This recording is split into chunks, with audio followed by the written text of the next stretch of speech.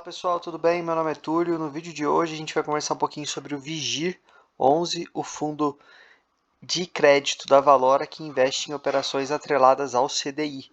Bom, o fundo aqui tem alguns segredinhos escondidos, a gente vai comentar um pouquinho sobre isso.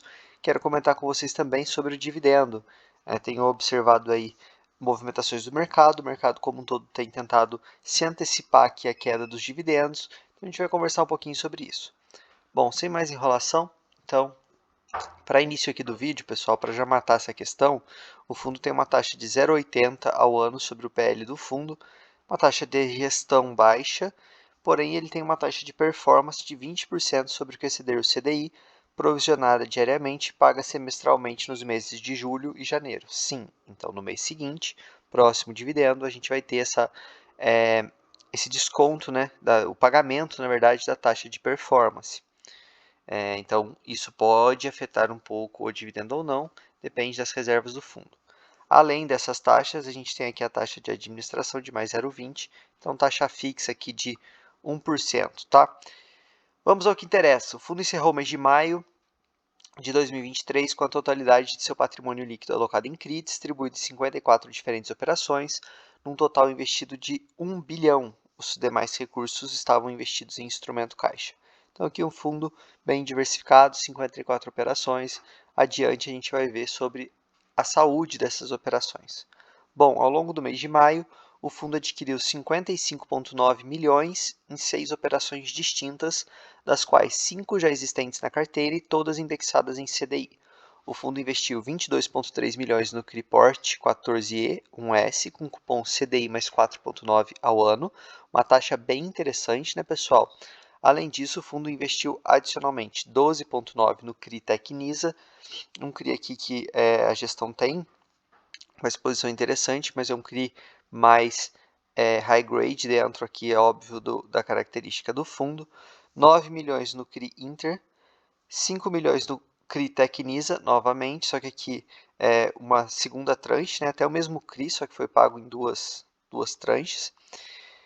3,7 milhões no CRI AMF Saúde 2. Esse CRI o fundo vem comprando mês a mês, já é uma posição ali até relevante no portfólio. A Valora tem indicado que tem confiado bastante nesse CRI, né, nesse devedor. 3 milhões no CRI Verano 2, também um outro CRI que a gestão vem comprando aos pouquinhos mês a mês. O fundo também recebeu amortizações de 3,3 milhões ao longo do mês. Sempre interessante receber amortizações, principalmente em momentos de boas oportunidades para aportes. Então, já expliquei basicamente a amortização ali você tem quando o papel ele acaba ali, chega ao seu vencimento. Então, todo mês o fundo, como se ele tivesse um dinheiro novo, né? Porque acaba ali a operação, o fundo já distribuiu todo os juros, todo o cupom, o valor principal volta para o seu caixa e ele consegue reinvestir esse dinheiro. A distribuição de rendimentos do fundo referente ao mês de maio foi de 12 centavinhos por cota, equivalente aqui a CDI mais 1,42% ao ano. O fundo nos últimos 12 meses tem uma rentabilidade líquida de CDI mais 2,75. Qualidade de crédito da carteira. Então, com base nos trabalhos de monitoramento e acompanhamento intensos e próximos de todos os ativos, na opinião da gestão, a carteira continua saudável. Já comentei aqui, acho que no Vigip, é o mesmo comentário aqui para o Vigir. Eu queria um pouquinho mais de detalhe. Esse parágrafo, basicamente todos os meses, ele vem sido colocado nos relatórios do Vigir, do Vigip. Eu sei que o Vedrossi ele segura muitas informações por uma questão de estratégia, mas se ele colocasse um pouquinho mais de detalhe para a gente, talvez um relatório de risco seria o ideal para a gente poder acompanhar. Ok que está saudável, mas tem alguma operação que está em alerta, talvez esse nível de detalhe ajudasse bastante os investidores e o mercado como um todo. Pessoal, se estiver gostando do conteúdo, como sempre, se inscreve, deixa o like. Quero agradecer vocês aqui hoje, o canal bateu 2.000 inscritos, então estou muito feliz com isso. Agora vamos rumo aos 3.000 inscritos. Valeu! Bom, o fundo encerrou o mês de maio com 181 mil cotistas, um crescimento de 5,5% em relação ao fechamento do mês anterior. Eu acredito aqui nesse crescimento do fundo, porque a cotação sofreu um pouco, então pode ter sido ali um ponto de entrada para muita gente que estava esperando entrar no fundo para ter uma exposição em CDI. o volume médio de negociação foi de 3,6 milhões, então super tranquilo aqui a liquidez. No início do mês de junho, o fundo adquiriu um total de 5,9 milhões, distribuídos em duas diferentes operações, já existentes na carteira e todas indexadas ao CDI. Pois bem, vamos dar uma olhadinha aqui na DRE. O fundo teve um resultado aqui de 14,3 milhões, um resultado interessante. A gente pode notar aqui que o fundo conseguiu fazer um volume interessante de negociação. Por sinal, pessoal, estou bem curioso, tanto aqui no Vigir quanto no Vigip, qual vai ser os próximos passos da gestão, né, nos dois fundos. O fundo que no passado, principalmente o Vigip, né, tinha uma característica ali de fazer um giro interessante em seus CRIs, né, nos seus CRIs, para conseguir destravar a inflação. Então, pode ser que a gente comece a ver algo do tipo com mais recorrência. Bom, o fundo, então, ele gerou 14,3, distribuiu 12,3 e ele tem aqui uma reserva de caixa equivalente a 1 centavinho por cota para eventuais despesas, incluindo taxa de performance. Então, como eu disse, no mês que vem, o fundo tem o pagamento de taxa de performance. A gente vai conseguir ver aqui na linha de despesas, no próximo mês, um valor bem mais alto.